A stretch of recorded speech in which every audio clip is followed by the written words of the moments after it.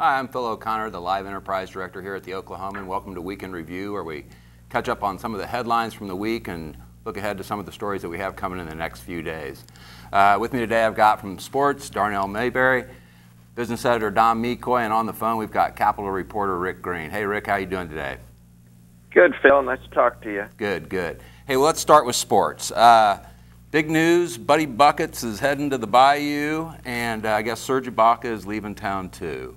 What's going on there? What's happening with the Thunder? Well, Serge Ibaka was traded last night in the NBA draft for Victor Oladipo, who's a young shooting guard for the Orlando Magic. Ersan Ilyasova, 29-year-old power forward, sort of a versatile offensive player. And the 11th overall pick in the draft last night, Domantas Sabonis. None of these are easy to spell. No, none of them are. Or say. I'm not sure that spell check is going to help us right. here, but go on. But, you know, it's a nice little haul for the Thunder. I think the Thunder's front office really did a nice job of getting in some more talent and some more versatility. And they used the biggest trade chip in Serge Ibaka to really improve the team. And I think they had a really good night. Love the guy, though, in town, right? This is a guy that fans really like. Oh, yeah. I mean, Serge Ibaka was a fan favorite. He had the air Congo with his arms whenever he'd block a shot or get a big-time dunk. The thumbs down made its appearance this year in 2015-16. So he was a fan favorite, but I think the Thunder will be a better team going forward now with these new pieces that they have in, as opposed to just relying on Serge's shot blocking ability and ability to hit three-pointers. Right. We've seen loved players leave town before. We saw it with James Harden, season ticket holder Don McCoy. What are your thoughts? Oh, I'm pretty happy. I stood here in this newsroom yesterday and was talking to somebody and said, oh, they're not going to trade Serge. You know, the rumors were out there.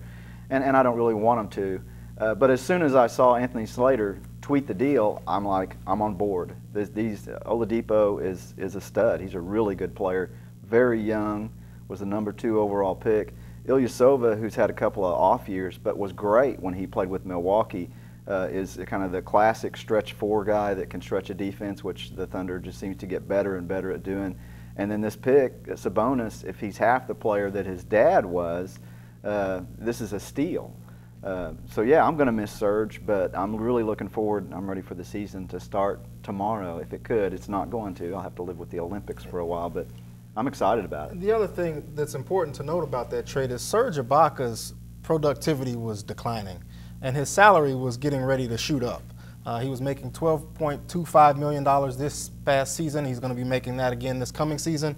And he was going to be an unrestricted free agent in the summer of 2017, making him an unrestricted free agent along with Russell Westbrook. So the Thunder was going to have their hands tied a little bit trying to figure out how to pay all of these guys by making this move. I think they added some salary cap flexibility, and they've been able to extend their window with this team now and can keep this core together. So I think that's going to be really important going forward for this team. Great. Somebody else who's going to be looking to get paid, Buddy Hield. Oh, yeah. So Buddy went I think it was 6th overall to New Orleans. Really good fit for him, I think. They got a good coach in Alvin Gentry, who just won a championship last season with the Golden State Warriors. Buddy Hield is a shooter, as we all know. Alvin Gentry coached the best 2 shooters in the league in Klay Thompson and Stephen Curry last year, so he can teach Buddy Hield a thing or two. And also with Anthony Davis inside on that team, he's going to command a lot of double teams, so that should free up some space for Buddy Hield to really operate and have some success early on. And the last thing about the Pelicans' fit for Buddy Hield is they've really struggled to fill that shooting guard spot in New Orleans. So it's been an erratic position. People have been injured in and out of the lineup, so Buddy Hield should be able to go in there, and if not, start from day one, definitely get some immediate playing time, major minutes from day one. OU alumni, Don McCoy, 4 years of happiness, big smile, leaving Norman. What do you think his impact was on OU basketball? Well, I mean, he was beloved. He was one of the greats. I mean, he's up there, you know, with the Alvin Adams and the Wayman Tisdales of OU and OU lore. And as Darnell said, I think this is just a great fit for him. This is a team that desperately needs the kind of skills that he's going to bring, and he's a winner, and I think people in New Orleans are going to love him. It's a great situation for him, too, because he's a short hop away from his family, so hopefully his family members will get to see him play, you know, people that we got to know a little bit when he was here at OU. And I think a lot of OU fans are going to wish him nothing but success, except when he comes to Oklahoma City. So yeah, he's an easy guy to root for, no remember, doubt we about used to like Blake Griffin when he came to town. Chris Paul when he played here. We got over that. Okay, how about let's look at the Capitol now. This was a case this week of some money found and some money left on the table over that way. Former Edmond Mayor and Corporation Commissioner Patrice Douglas bowed out of consideration for a $250,000 a year job overseeing the state's Tobacco Settlement Trust Fund. And then you have state officials found an unexpected $100 million.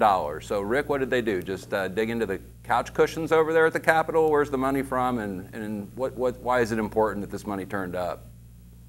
Well, a lot of people will recall that the state has been in financial trouble all year with its budget, and there's been a big budget hole, and there's been a couple of revenue failures, which essentially means there wasn't enough money to pay the bills.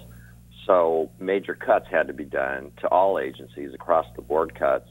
Well, it turns out now, as the fiscal year is about to end, that they cut a little bit too much. And so they've cut so much that there's expected to be more than $100 million left at the end of the fiscal year, which ends in about a week at the end of this month. And that's not making a lot of people happy, right? A lot of department heads that introduce significant cuts to things like mental health and public health and a lot of other programs.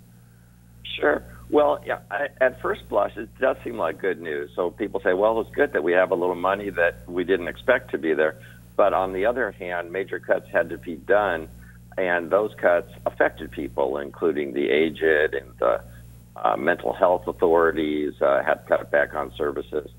So, yeah, mixed bag, but certainly a lot of pain was inflicted that probably didn't need to be, although, it's not an exact science predicting where the revenue is going to come in, but they obviously missed the target by quite a lot. Right. What will they do? How will they divide up the money that comes, the $100 million? Where will it go? Who gets dibs on that? What they'll probably do is return it proportionately to those agencies that were cut. So the biggest agencies got the biggest cut. They'll get the biggest return. There is just a long shot chance that the legislature would return to session and divvy out the money as they see fit.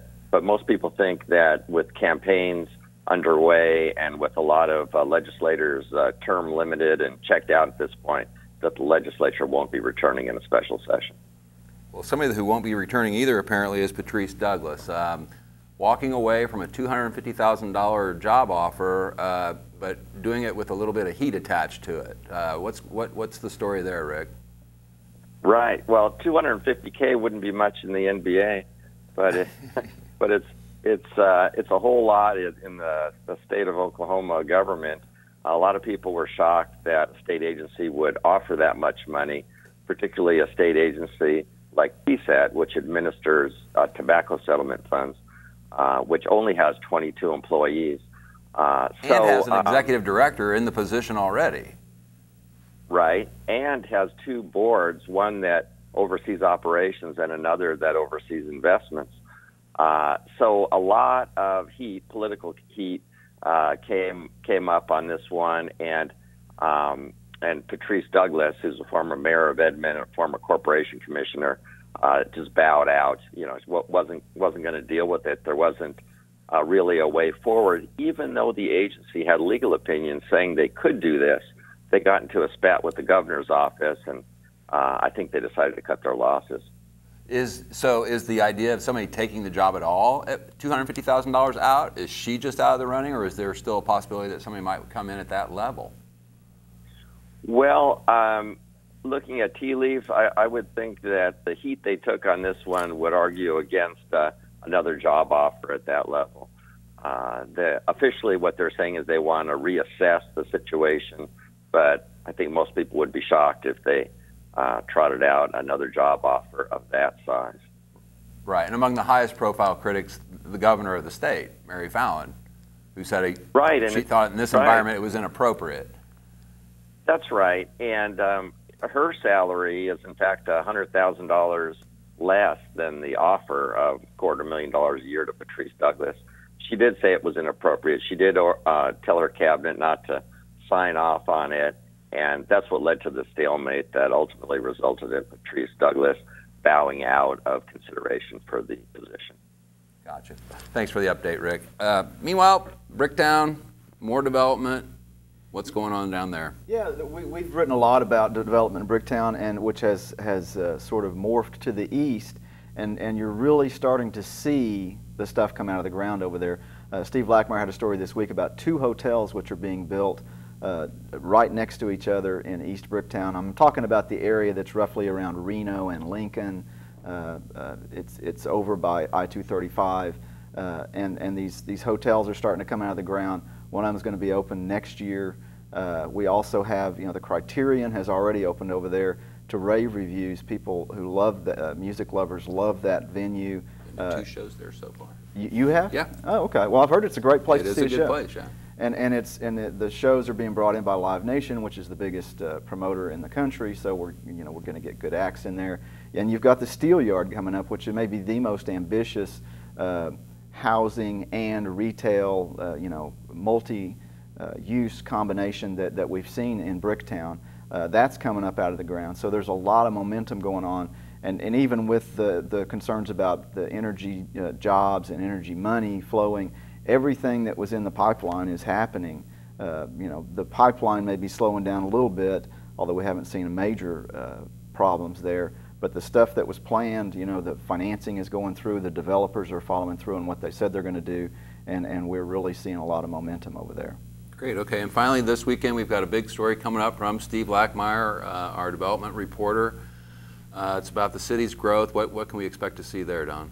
Well, Steve's been looking at this for several weeks and has been working hard on this story about the growth of Oklahoma City and the fact that Oklahoma City is one of the biggest cities in the United States in terms of area. It's slightly bigger than Houston, even though our population isn't anywhere close to Houston. So we've got 620 square miles, and the way that Oklahoma City has grown has kind of been, it's sort of been free and open, and we just keep building to the edges. But that's a problem for Oklahoma City because they have to deliver services to all those people that are miles and miles from the city center, police and fire and water and trash and sewer and all those things, and it becomes unsustainable. And that's what Oklahoma City leaders have decided. They have come up with a new plan for Oklahoma City, and they are going to, in effect, penalize people who want to develop on the fringes. And Oklahoma City, just because of the way, it was created in one day after a land run, and the city has just grown sort of without any structure. And so they're trying to put a lot more structure to that. They're trying to charge fees to developers who want to build out there. They're trying to make people come to the areas where it's easier for the city to have sustainable growth. So it's an issue for a lot of cities, but it's a big issue for Oklahoma City just because it's so large. Steve's talked to a ton of people. We've got a lot of stuff going on with that, which is going to follow up with a forum that we're going to have on Monday that we're doing with the Urban Land Institute, and we're going to have a lot of the people, including developers, city officials, others, come in and talk about this. It's an issue that's of interest to a lot of people, and even if you don't know that it affects your life, it does, and it's going to affect the future of Oklahoma City. Right, and it comes at a time when the city is seeing growth that will change the face of the city in the next 20, 30 years, right? We're expecting to see a huge change in our population. Yeah, by 2040, we're looking, we're going to be a much larger city than we are today. Oklahoma County is the fastest growing county in the state, and of course the southern part of the United States is the fastest growing part of the country. So we're growing and we're going to grow, and Oklahoma City officials have decided it's time to have a better plan for growth, and so we're going to take a really close look at that, and we're going to continue to report on that. Great. It's a great story full of all sorts of different kinds of multimedia, graphics, charts, videos. It's a full explanation of a big, big issue that confronts the city. Thanks for tuning in again this week. Look forward to seeing you next week. Thanks for joining me, guys. We'll see you soon.